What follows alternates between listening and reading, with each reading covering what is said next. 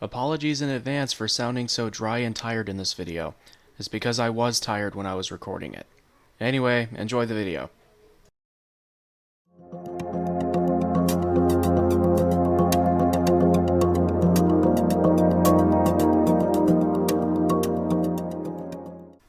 Why hello once again. It is me, Gateway Politics, and in this video, the third video in a row this week, I'm going to be predicting the presidential race of 2024 between incumbent President Joe Biden and former President Donald Trump. Now, for those who may be wondering why I chose Tim Scott as Donald Trump's running mate, is because we don't exactly know who's going to be Donald Trump's running mate yet in the general election, so I just kind of used a placeholder candidate for Donald Trump's running mate. So that explains my reasoning behind selecting Tim Scott as Trump's running mate. We will begin filling the states in on the map. The margins are on the bottom left corner of your screen. You can see the margins there. So let's begin with Donald Trump. Actually, let's begin with President Biden filling in his likely states. Starting with the state of New Mexico. I usually start from the west and work to the east.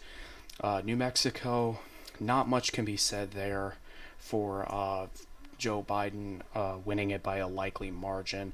New Mexico is a likely blue state most of the time. Actually, all the time lately, so I expect it will be likely Biden again. And the state of, actually, the 2nd Congressional District in Nebraska, I think that will also go to Biden by a likely margin again. It did in 2020, and that district is trending hard to the left, so I think it will stay in Biden's column by a likely margin. The state of Minnesota, I think, will work the same way. Biden won it by 7 points, I believe, in 2020. I don't think he'll win it by quite that much again. I think he'll win it by maybe 5 or 6 points. But Joe Biden, I suspect, will win Minnesota by a likely margin again. Along with the state of Virginia. Look, if it weren't for the 2021 elections in Virginia and 2022 being more red in Virginia than expected, I would say that this would probably be a safe state for Biden. But I think there will be a tiny bit of a Republican shift in the state of Virginia, or rather the Commonwealth of Virginia, in 2024, even if Donald Trump is the nominee. Next up is the state of New Hampshire. I know New Hampshire is typically anti-incumbent, but New Hampshire is also pretty anti-Trump. But I think Biden will carry it by around a 5-point margin or so. Same thing with Maine, although I think he'll carry Maine by 7 or 8 points. He may just carry it by 8 points again, and that is, of course, Maine at large. Okay, now we are marking Donald Trump's likely states now with Alaska. Alaska is trending Democratic, actually, at quite an alarming rate. If Donald Trump is actually in jail by Election Day, I could actually see it getting pretty close. But assuming that he won't be in prison by Election Day, which there's no guarantee of that, I will keep it in the likely column for now. Kansas, same deal. It's trending to the left.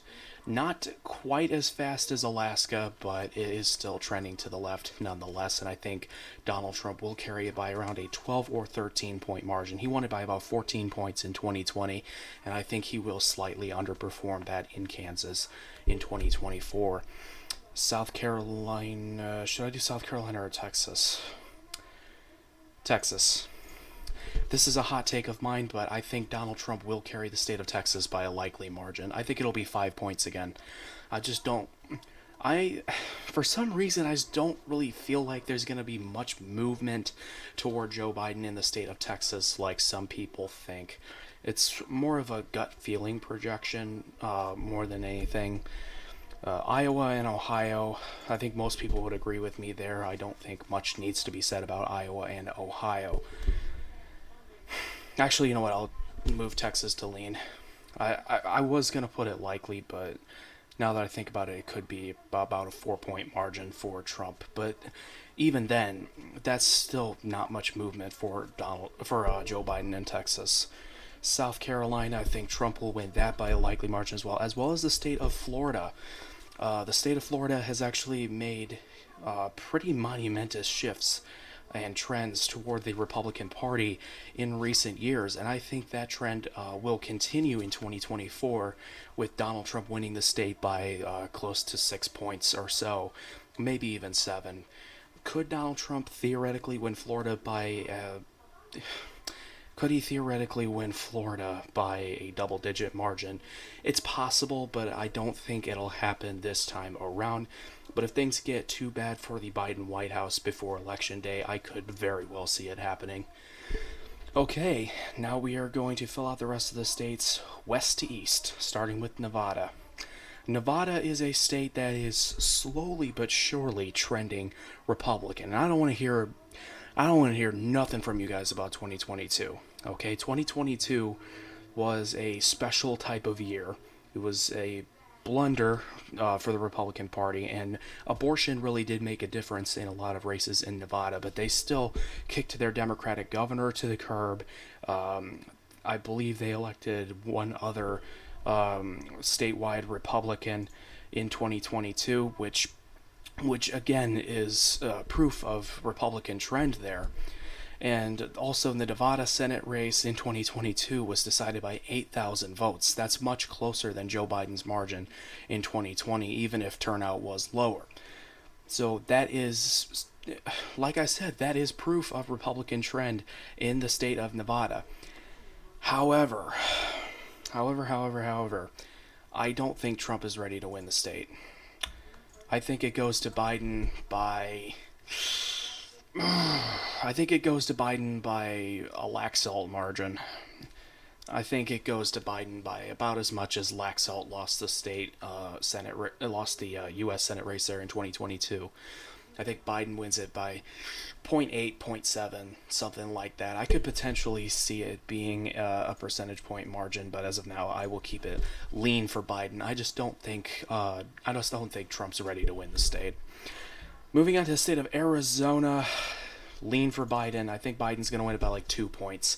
I don't see anything good coming out of Arizona for Republicans anytime in the future. And I think on Election Day, when Election Day 2024 gets here, I will be correct about Arizona.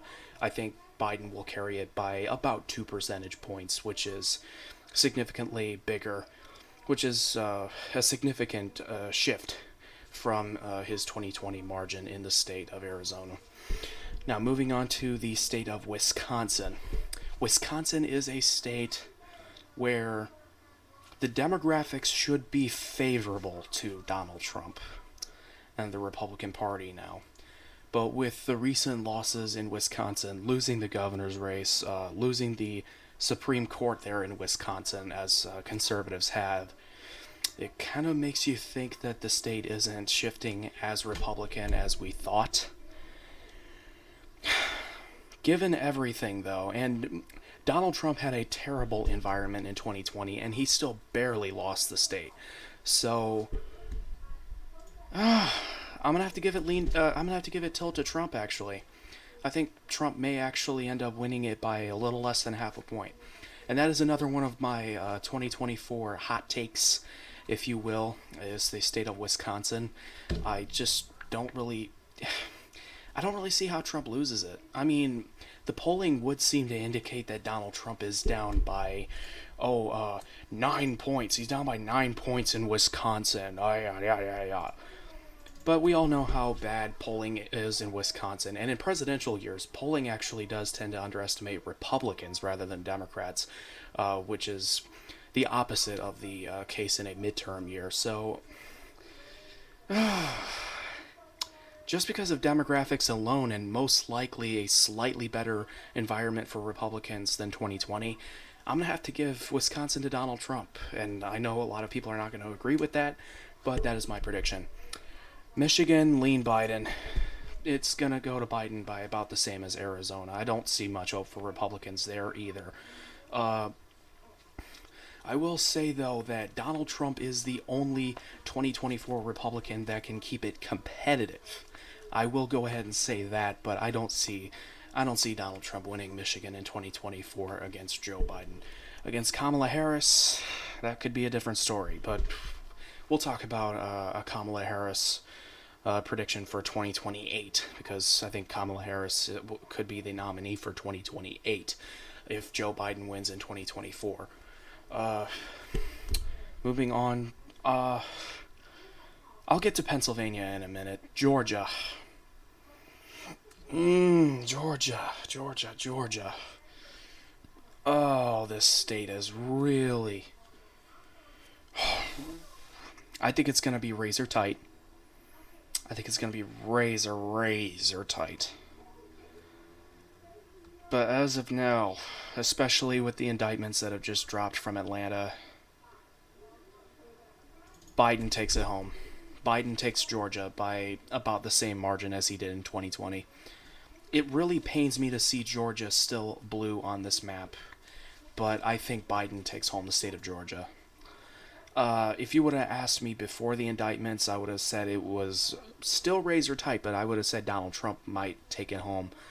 Not the case now after the indictments, so I think Biden will carry the state of Georgia by about the same margin as he did in 2020. Maybe a little bit more, but it's still going to be razor tight.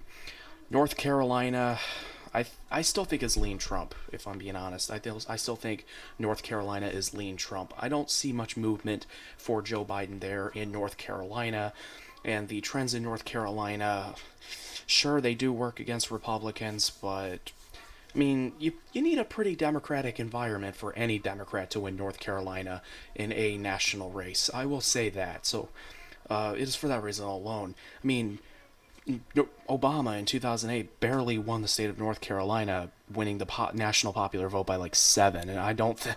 obviously, Biden is not likely to win the popular vote by 7. So, given that point alone, and I know trends in North Carolina, especially in the Research Triangle, are not favorable to Republicans, but I just don't see Biden winning it, even if Trump is put in prison. Well, if Trump is put in prison, I could see Biden eking it out in North Carolina, but in most cases, I don't see Biden winning it.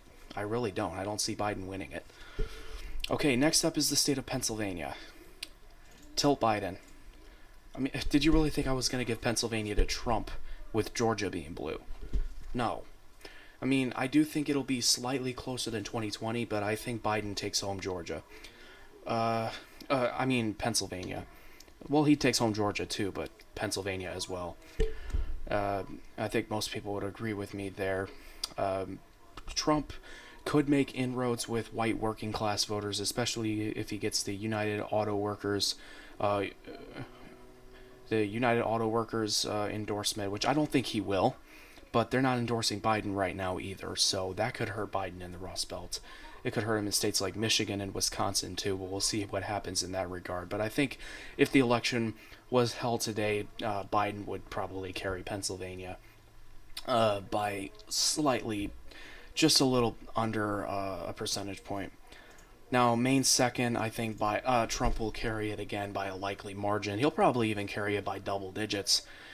Possibly, but that would require a little bit of a rightward shift in Maine at large in order for that to happen. But I think Trump will carry it by likely margin either way. So this is my current prediction: Joe Biden versus Donald Trump. At this particular time, Trump loses to Biden, but it's close. I will say the 2024 election, even if Donald Trump does still lose the 2024 race, it will still be very close. If Donald Trump is actually arrested and thrown in jail for the bogus indictments that have come against him, this absolute political witch hunt that is mainly focused on removing the most formidable political opposition to Joe Biden. But if if the arrest does indeed go through and Donald Trump is sitting in jail, then we'll talk about another presidential map.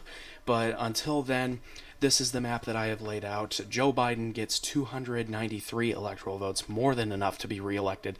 Donald Trump gets 245 electoral college votes.